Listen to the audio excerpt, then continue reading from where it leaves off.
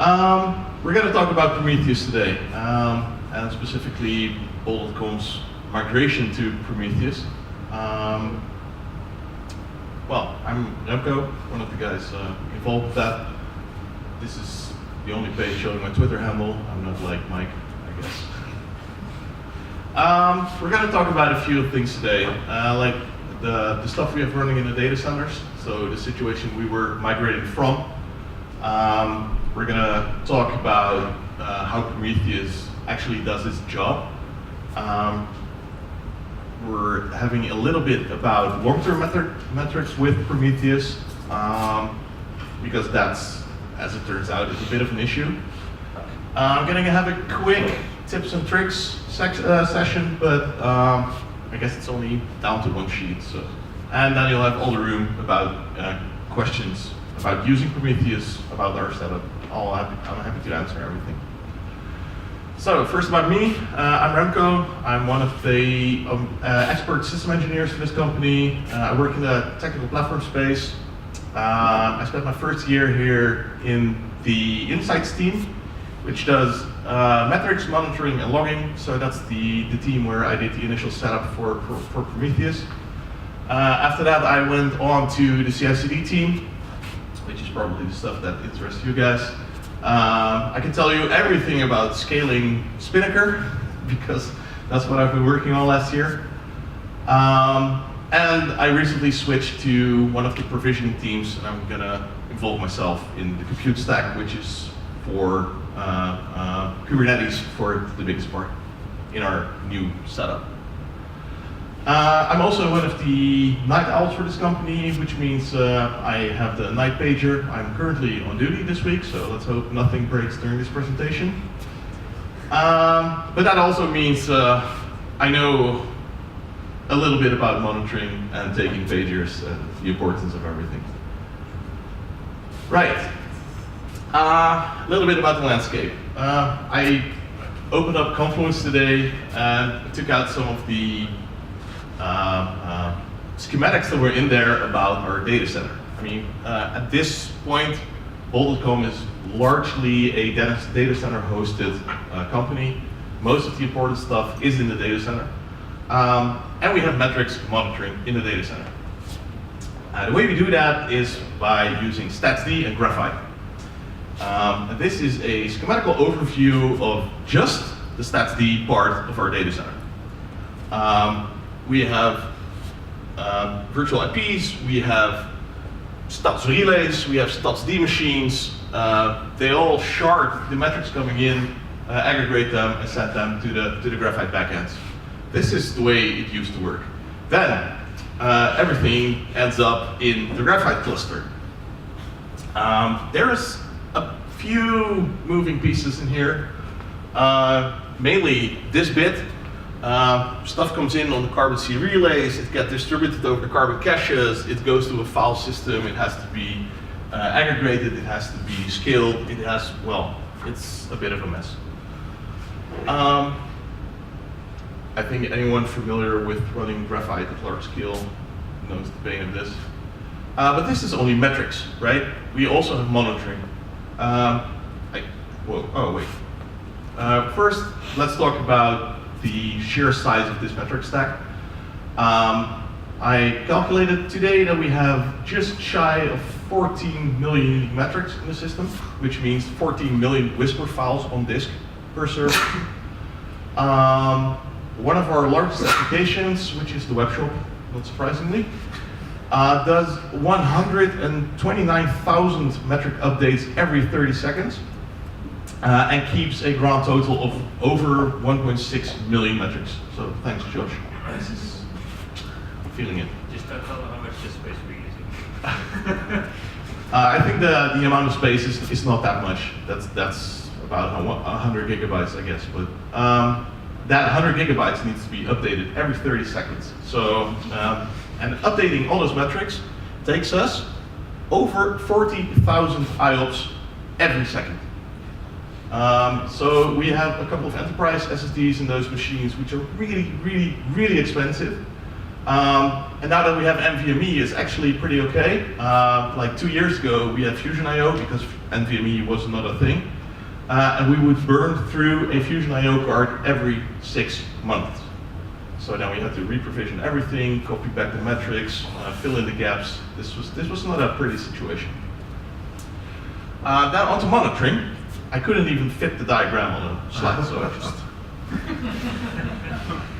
It's not that important as well. This is just Nagios, and then to make Nagios work, we have Gearman. Gearman has workers, and workers have configurations, and then we have SMS stuff, we have databases.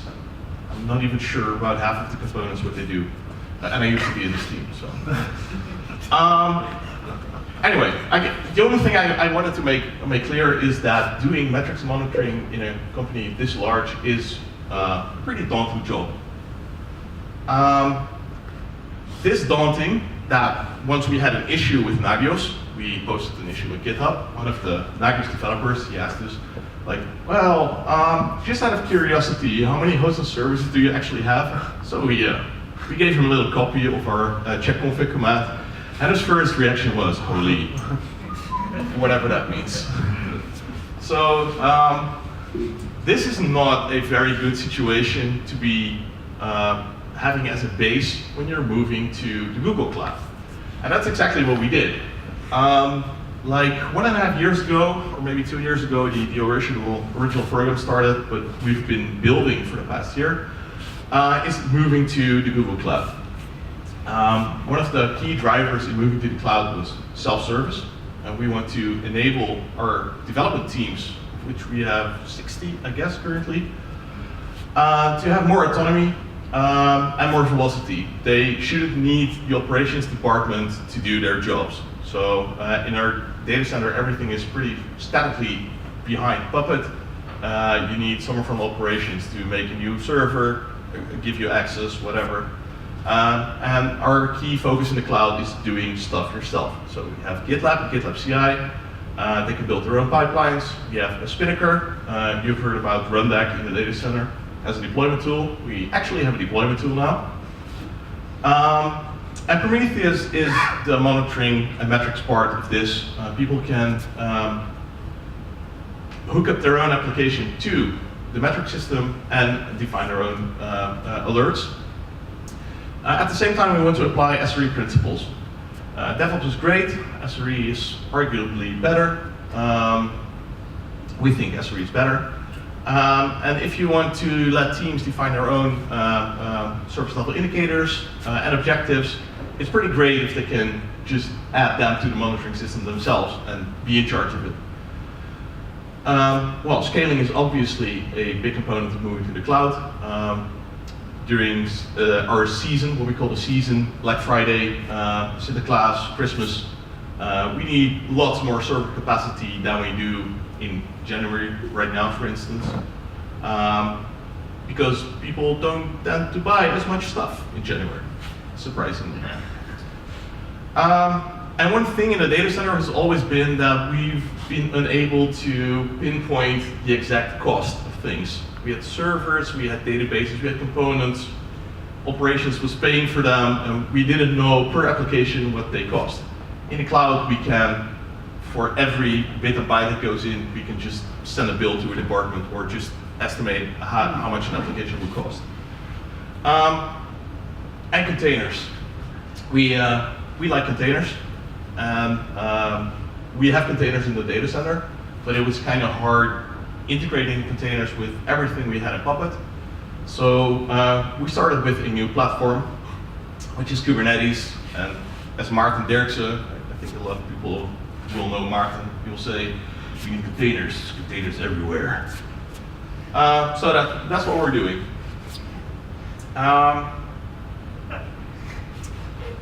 Right, so a quick overview of what we're doing on the metrics and monitoring department. We have Graphite and StatsD, that's going to be Prometheus, and recently Thanos. At the time I worked at this stuff, we didn't have Thanos yet. I will explain later what it is and why we need it. We had physical SMS modems in the data center. So we had actual physical servers with 2 antennas out of the back. We had one provider on KPN, the other on T-Mobile, you know, multiple data centers. That's the stuff. That's how we send SMSs to our EUDs. Actually, the large part of the SMSs I currently get are still from that data center. And in the cloud, we will be using Prometheus's component Alert Manager to send alerts. And to actually send the SMS, we're using Iris OnCall, which are two products built by LinkedIn, open source, to actually define who gets the SMS and then use an external SMS provider to actually send the SMS. And we'll be using Graphite for some of the alerts, just as visualization, just as we did in the data center. I think everyone here is using Grafana in some way or the other. And we didn't change anything on the logging stack. We used the Elk stack in the data center. We're using exactly the same stack in the cloud. We'll just pull the logs from Stackdriver and forward them to the data center. So nothing changed there. Well, a lot of the reasons why we chose Prometheus, I already outlined. You saw what the stuff in the data center did. It was all rather complicated, and it didn't scale very well. Also, if you're going to be hosting stuff in Kubernetes, it's not the same as hosting a virtual machine. If you spin up a virtual machine, you get a static IP somewhere, and the box will probably live for a couple of years. And on Kubernetes, everything changed. Pods are spun up and brought down all of the time. We move our nodes around a lot. On the staging clusters, on every non-production cluster, we tend to shut down stuff at night, or force stuff down at night, and bring it up in the morning with new IP addresses, new pods, new everything. So all of the infrastructure got a lot more dynamic. Well, Nagios and Graphite had scaling issues. That was pretty obvious. So we wanted to try something new.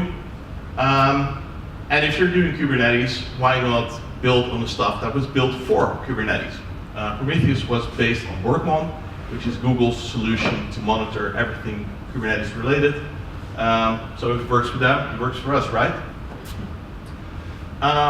And the other option we could have explored was taking Stackdriver, which is Google's a Google Cloud native solution to monitoring. But it didn't have all the features we wanted. It didn't have very good retention. I think even if you pay, and if you pay a lot of money. At our scale, with over 700 projects, that's quite a lot of money each month for monitoring. You only get 2 months of retention. And that simply wasn't enough for us. So, is this a golden bullet? No, it's really not.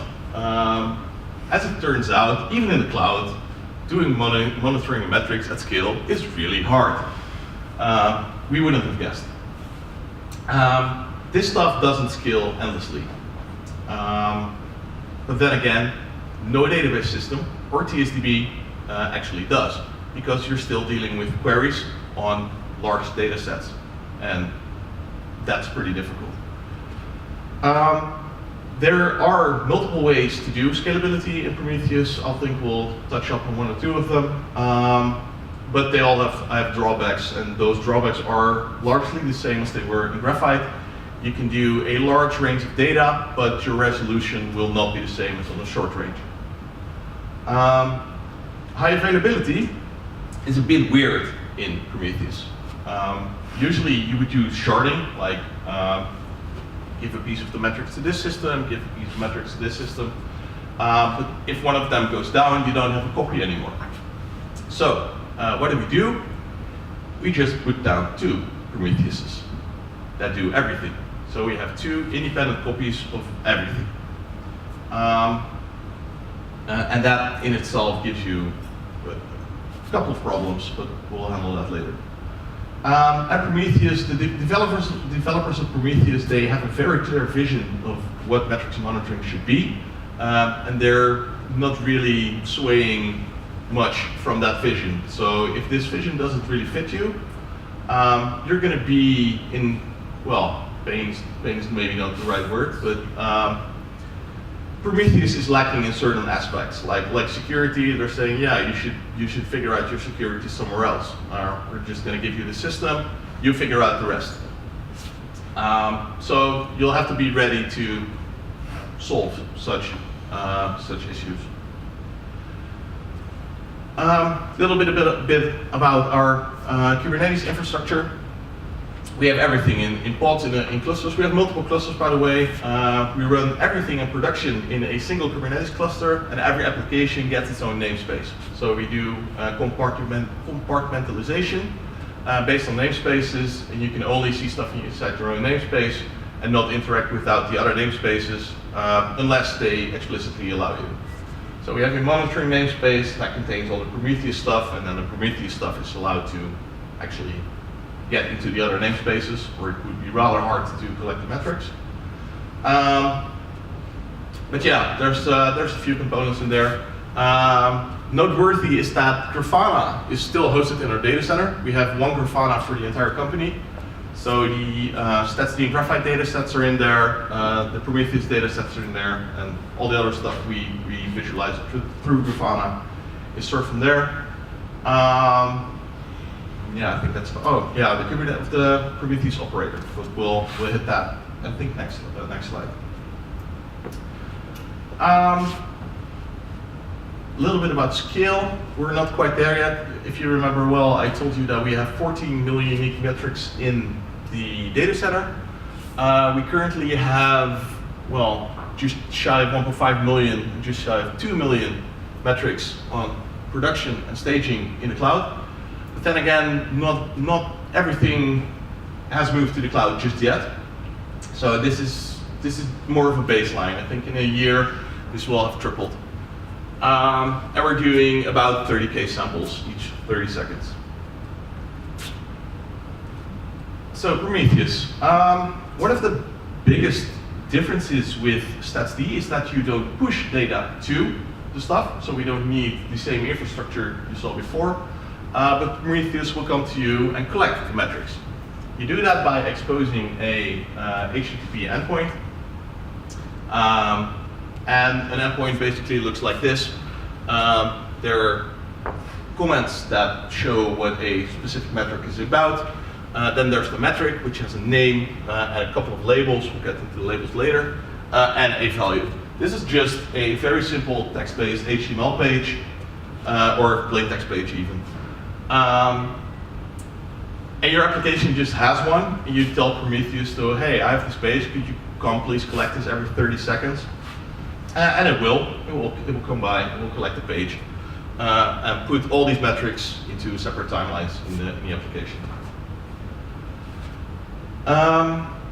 Yeah, one thing I want to note is that since you're providing the metrics now, you'll have to make sure that this page is scrapable every 30 seconds, and it has to be fast and reliable.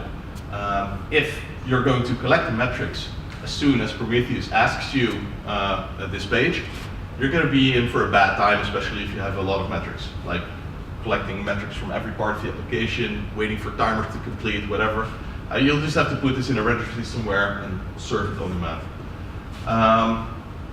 For us, we have a Java framework in the company, which is called Axel. It comes with Micrometer, and it basically does everything for you. So our developers don't really have to care about this stuff. It just works for them.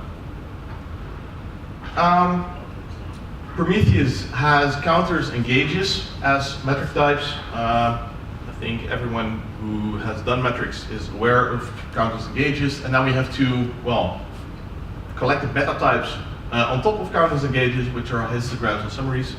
They're basically just the same types, but collected in a larger set. So you can do fancy stuff like heat maps.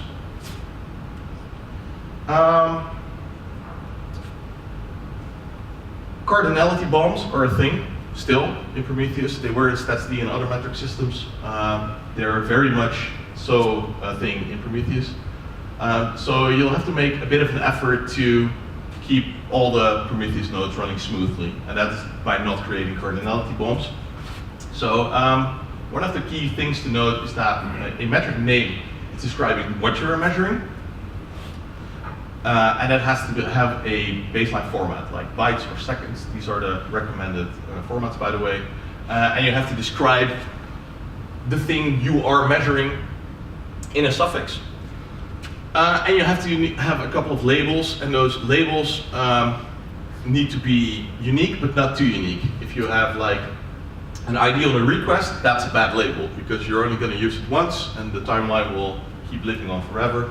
So maybe not use unique IDs as labels, but more generic identifiers like the HTTP response code for a request, for instance, which is a very good label. So you can filter out all the code 500s later.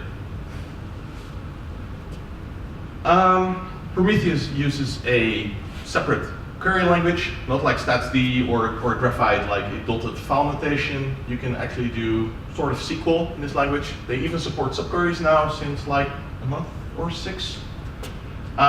So this is a new language you will need to learn if you start using Prometheus. And it feels a bit weird in the beginning. If you're really used to using the functions in statsd, it's going to be, or in Graphite even, it's going to be really weird doing this kind of syntax. But you get used to it really soon. And the main upside on this is that you can use it for both making dashboards in Grafana and making alerts in your monitoring stack. Well, if you want to know more about the expressions types used, you can just read the manual. It's really not that important. The big difference is there's point queries and there's range queries, which you use for graphs. I have a couple of examples of easy queries. So you can just use the raw metric. You can use a metric with a label selector. So the raw metric would have everyone's costs. You can select a single label to get a single line of the metric. And then you can apply functions to the metric just as you like. So what would you do to get your app into Prometheus? I mean, I noticed I mentioned self-service, which is a big part of moving to Prometheus for us. We allow our teams to define how their application should be monitored. For this we use Prometheus operator. Prometheus operator is like a meta type on top of Prometheus, and it provides Kubernetes CRDs, custom resource definitions, which are then interpreted by the operator and provisioned as a Kubernetes resource. In our case, you can define a service monitor, which is a now native Kubernetes type. The operator will read all of these service monitors and will create a Prometheus configuration, just a plain configuration file, load it into Prometheus, and that will create all the jobs required to actually monitor your services. Because you don't monitor your pods directly, you monitor the services in front of them, and that gives you service discovery on the pods that are beneath. So even though the pods are really on a flexible infrastructure, the services remain static and they can tell you where the pods are. And that's what Prometheus uses. I said this before, we still use Grafana as our main insights tool. People love using Grafana, we love using Grafana. It has very good Prometheus support, so just add a Prometheus backend, you'll get a query editor, and you're able to make all the graphs you want. One thing to note is that our Prometheus doesn't do long-term metrics storage. It only has metrics up to a month currently. And we use Thanos to do longer ranges. We'll get back to that in a second. So far, we only talked about the metrics, but this is actually a monitoring system, so we can also create alerts inside the same application, which is great because we don't need 2 stacks anymore. We define 2 types of alerts in this company. One is the warnings, which are basically work hour things that go to a team directly. So this is not critical stuff, right? Like something is wrong, could you maybe take a look at this if you have a moment today? And we tend to deliver these messages on HipChat or Google Chat or whatever chat tool you want to use. And they end up at the team that manages an application like, okay, we need to do some action today. And we have critical alerts. Stuff is going down and we need it fixed right now, which is going to a night owl, a 24/7 engineer. And we use SMS text messages for that. And they end up in a separate system. So we use Grafana to do this and send a HipChat notification. and we used Iris on-call, message bird, SMS, whatever to get those out. And those are actually Prometheus rules. So Prometheus defines the alert and then sends out the alert to other applications. As I said, we're trying to apply SRE principles, which uses service level indicators, service level objectives, and service level agreements. We don't really use those because we're IT, not business.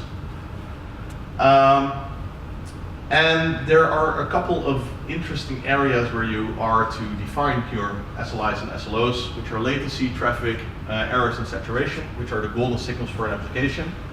So even if you don't have really clear insight into an application, you can use these four to create the most basic of alerts.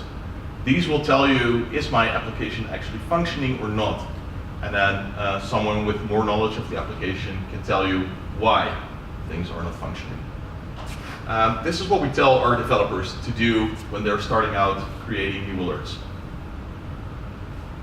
As I said, alerts are just PromQL as well. They are stored in a YAML format, but this is just a plain PromQL query.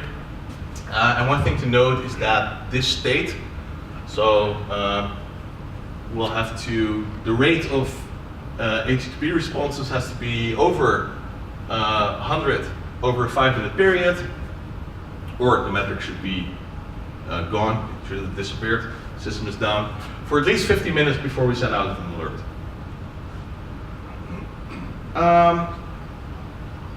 Well, a bit more lecturing on how to create a good alert. It should be actionable. I really don't want to wake up at night if there's nothing for me to do. It should be simple. If I'm not in your team and I'm taking the alert, I better know what to do. So you either provide me with a runbook, or the alert itself should be so clear that I should be able to figure out what to do. And yeah, it should be urgent and require human intervention, but that's pretty much the same as the first rule. And provide runbooks. This is the best advice I can give. If you send someone an alert, just tell them what to do using a runbook. People really tend to like that. Extending Prometheus by itself, it's pretty great. You can use service monitors, you can make it monitor your endpoints, but what if you want to monitor other stuff, like stuff you have in the data center, SNMP? This is where exporters come into play.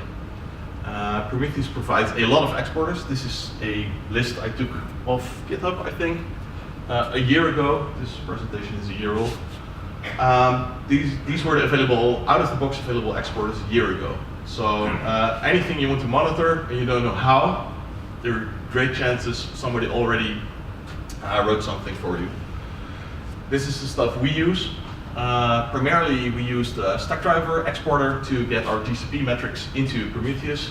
We do use Stackdriver on components like Cloud SQL.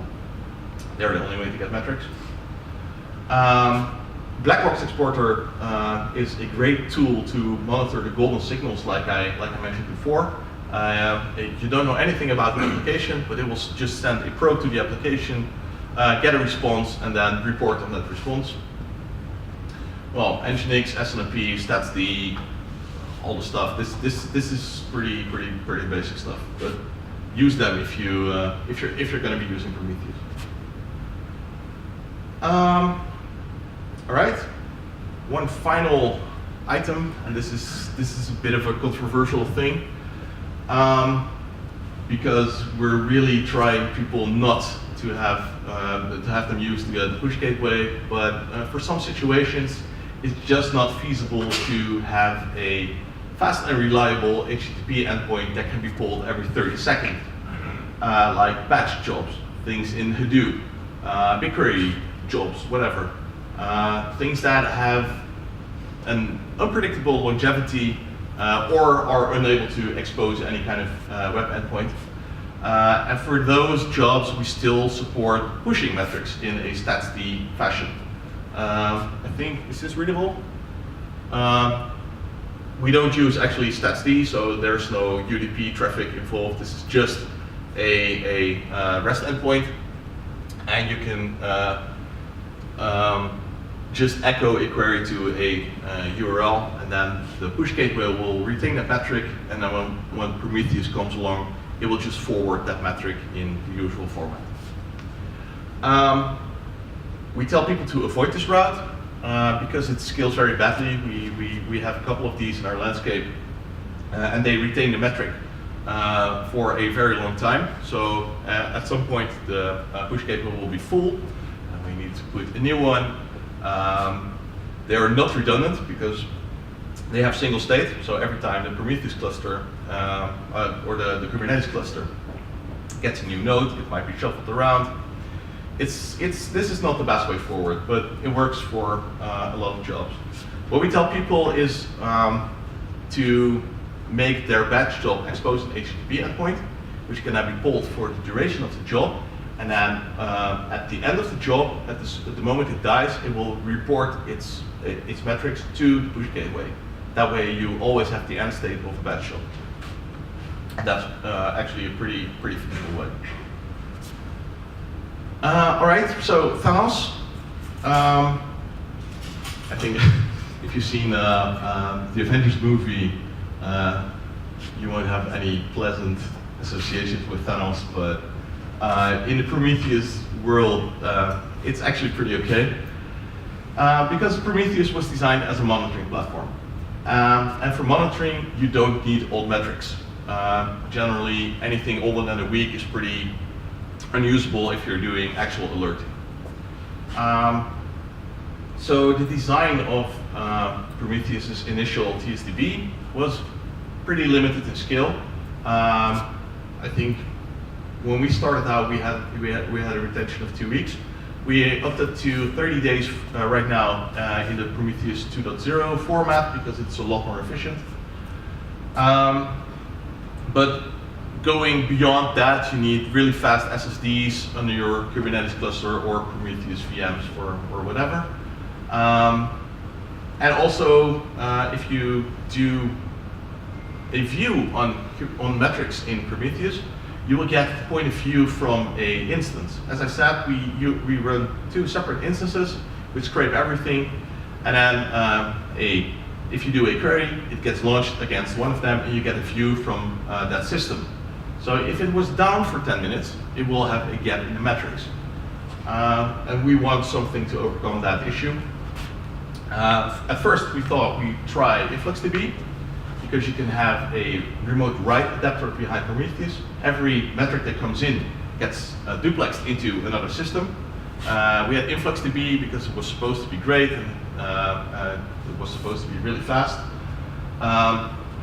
It wasn't, for us anyway. The performance of it was far less than production proof. And recently, a new contender has entered the arena, which is Thanos, which is made by a couple of the Prometheus authors. And it's their vision on how you should store Prometheus metrics for a long time. How it works, and I copied this straight from the presentation they used when they introduced Thanos, is you add a sidecar to your Prometheus pod, which is basically a secondary container inside a pod, if you're not really familiar with Kubernetes terminology. And that interacts with the local file system inside a Kubernetes pod. So anything in Prometheus is also available to the sidecar.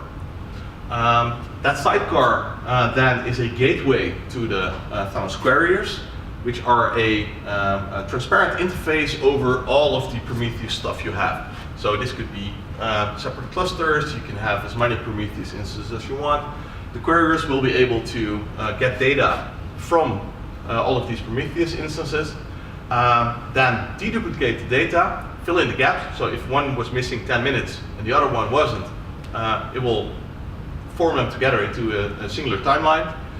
But the best part is that it's also able to query the Thanos store.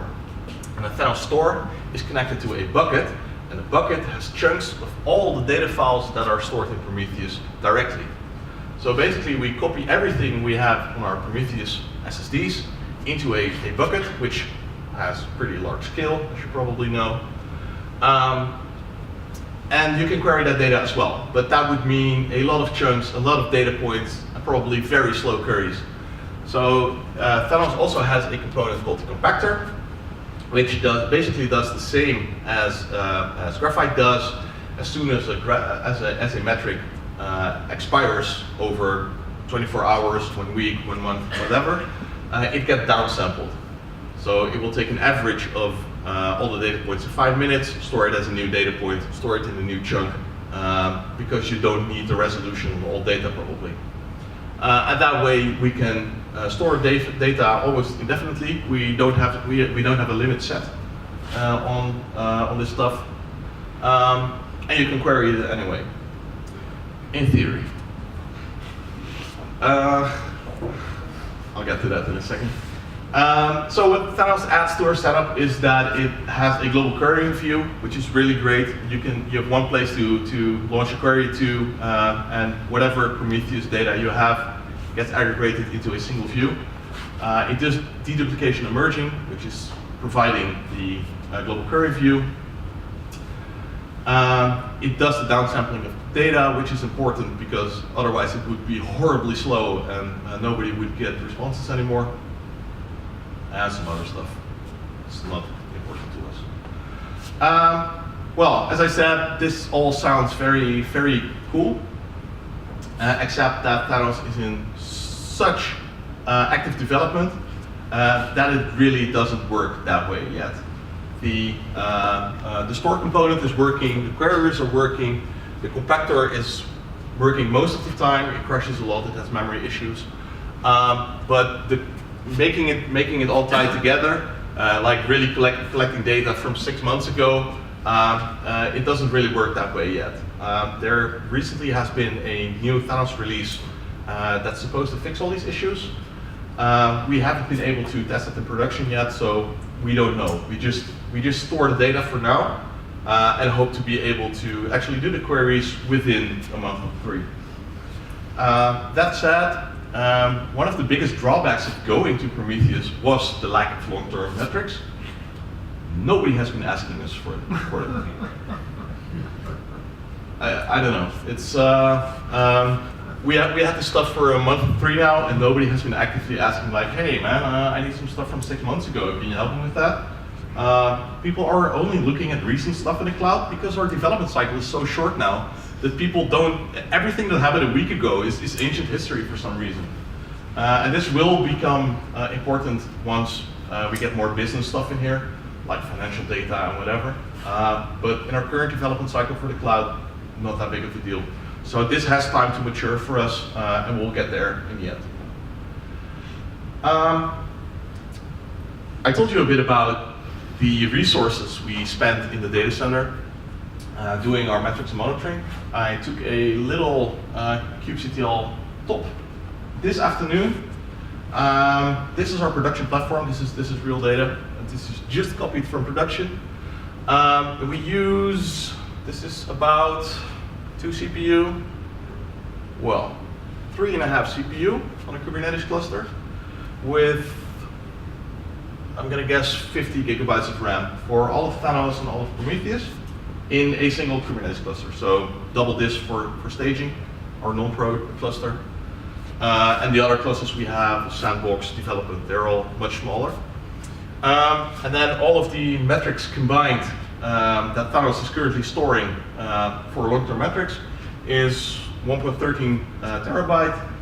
I did a quick calculation using the GCP price calculator. If this were 2 terabytes, it would cost us $50 a month. So that's okay.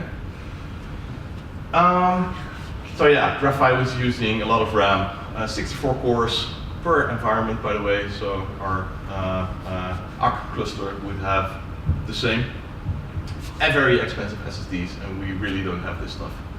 I think this costs about 400 euros a month combined, which is peanuts compared to that. All right, 10 minutes left. This presentation started out as an internal presentation. I did this at the Spaces Summit, which is our internal IT conference. There were a lot of tips and tricks in there for our developers to actually start using this platform, but they don't make a lot of sense for you guys. So I kind of dense them down into a single sheet. And I guess what I'm trying to say here is if you do Prometheus, read the Robust Perception blog. They have great articles. I can explain everything that's in here, but if you're interested in this stuff, just read that blog. They have magnificent stuff. One thing I do want to get into is protecting yourself against cardinality bombs. You can actually run a sidecar, just like Thanos is, into your Prometheus instance that actually monitors for cardinality bombs. So if you have users that are not so savvy with metrics, and they accidentally do inject a cardinality bomb with unique IDs as labels, this will automatically blacklist them for you, which is really great. And it also doesn't work with Prometheus operator, which we use, which is not so great, but it was still a great feature to mention. And the last thing I do want to mention is predict linear, which is a great function, being a night owl, because I really don't want to be woken up at night. So you guys know what the most common alert is we get at night? Who's running standby? Just the one over the lid. Yeah, there's one even more common. You're right, disk space.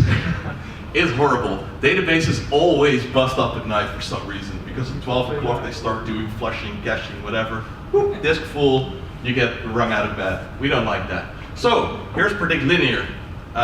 It takes your current rate of growth and plots it over a 24-hour period.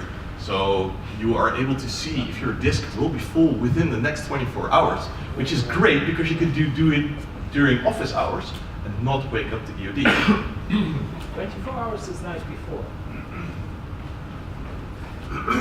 You get what I mean. If you combine this with a warning type alert, like I explained before, you put it in Grafana, you have it in your hitched channel somewhere, you have this go off at 9 AM when you come in, you're like, oh hey, the disk is almost full, maybe we can fix this ourselves. This makes a big difference, so use it if you're in. And that's it. I'll take any questions you have now. If you want to see stuff from our production infrastructure, that's fine as well. How stable is the tables environments for the normal query? Sorry. How stable is your tables environment for the normal query? If you only use Prometheus, backend's pretty okay. So the unified global view, that's useful. I wouldn't say it's as fast as just querying Prometheus itself, but fast enough. As long as you don't have 1,300 Grafana dashboards querying it all the time, like in this company. For normal use cases, it should be pretty much fine. Yeah.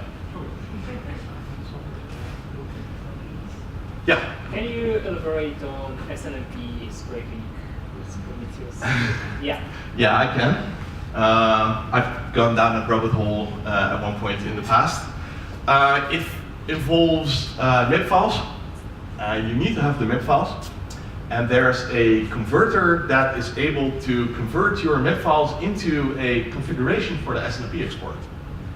So you're satisfied with SNMP exporter as it is? Satisfied is not, I've used it once. Not even in this company, I do it at home. I monitor my Synology NOS with the SNMP exporter, and that worked. Yeah. It took me half a day to figure out. I wrote some scripts around it. After that, it was fine. But it's, let's say the manual isn't as good as it could have been. Yeah. The problem I have right now is that we have like a zoo of network equipment, different vendors, different MIBs, and we kind of want to scrape them all. Yep. Good luck with that. No, we kept our data center separate, so we use SNMP, of course, in the data center, but not in the cloud. And we haven't crossed that stage yet of including everything in the data center into Prometheus. So that's an area of pain we're not going to cross right now. Yeah. Yeah, the question sounds really easy. How do you monitor if bulk comes up, the URLs up? Because when your Prometheus in your cluster, your service in your cluster, and you're going to query it, you always query it from the inside. You Yep. always get the ingress of the ingress, but you still don't get the full Right. environment from Very good question. outside. Very good question.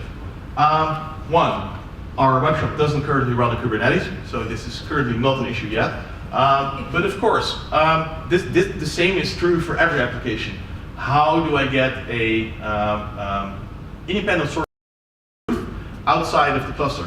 And the answer for this is the black box exporter. If you run the black box exporter outside of your cluster, you can monitor the state of the ingress. And also, don't rely on one monitoring solution. If Prometheus is your only monitoring system, you're not doing it right. We use .com monitor. We have Nagios checks against this stuff as well. We have what's called we call them deadman snitches, which are external tools used to monitor the edges of your application. There's even more monitoring tools, I guess. But this does mainstream monitoring for teams, but things important like the web shop are monitored using a plethora of tools.